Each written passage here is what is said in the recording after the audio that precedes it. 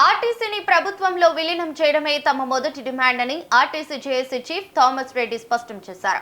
ముఖ్యమంత్రి రేవంత్ రెడ్డితో జరిగిన సమావేశం అనంతరం పీఆర్సీకి సంబంధించిన అన్ని అంశాలను సీఎం స్వయంగా పర్యవేక్షిస్తానని హామీ ఇచ్చినట్లు ఆయన తెలిపారు.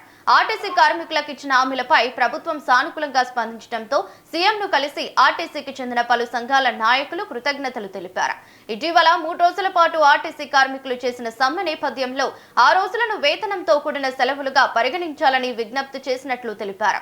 అలాగే గతంలో ఆర్టీసీ కార్మికులపై నమోదైన కేసులను వెంటనే ఎత్తివేయాలని కూడా కోరినట్లు చెప్పారు. ఈ అన్ని అంశాలపై సీఎం సానుకూలంగా స్పందించినట్లు థామస్ రెడ్డి వెల్లడించారు. అదేవిధంగా ఆర్టీసీ యూనియన్ ఎన్నికల విషయంలో అన్ని సంఘాల నాయకులు ఒక తాటిపైకి రావాలని సీఎం సూచించినట్లు తెలిపారు.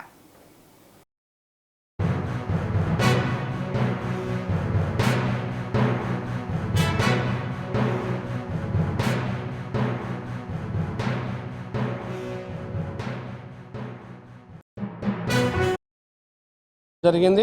ఇవాళ 29 ఏదైతే ఉన్నాయో అవన్నీ కూడా ఆదేశాలు ఇచ్చారు. కింది వాళ్ళకి మీరు ఏ విధంగా చేస్తా అనుకున్నారో అవన్నీ కూడా ఫుల్ఫిల్ చేయండి అని చెప్పి, ఒకటి పీఆర్సీ ఆర్థికపరమైన అంశం అనేది నేను తప్పకుండా పరిష్కారం చేస్తా, అది నా వంతు అని చెప్పడం జరిగింది.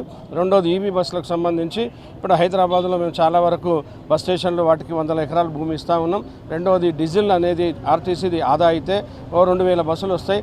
ఆ విధంగా మీరు బస్సులు ఉన్నట్టుంటే ఎవరు ఉద్యోగాలు కూడా పోవు, ఉద్యోగాలు పోకుండా గ్యారెంటీగా ఉంటాయి, అవే కాకుండా వస్తాయని చెప్పి హైదరాబాద్ని ఇంకా ఎక్స్పెన్షన్ చేసి మా బస్ స్టేషన్లు డిపోలు పెంచాలనేటువంటి చెప్పడం జరిగింది.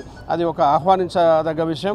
మెయిన్గా మెర్జర్, ఆర్టీసీ చిరకాల కార్మికుల కోరిక మెర్జర్ ఆల్రెడీ మొన్న మినిస్టర్లకు కూడా ఒప్పుకున్నారు. నాకేం అభ్యంతరం లేదు. కాకపోతే మీరందరూ యూనియన్లుగా ఏదో తొందరపడి హడావిడి చేయకండి, నిర్దిష్టంగా అందరూ రాసివ్వండి. వన్ సైడ్గా మీకు ఏ విధంగా మంచి జరగాలి.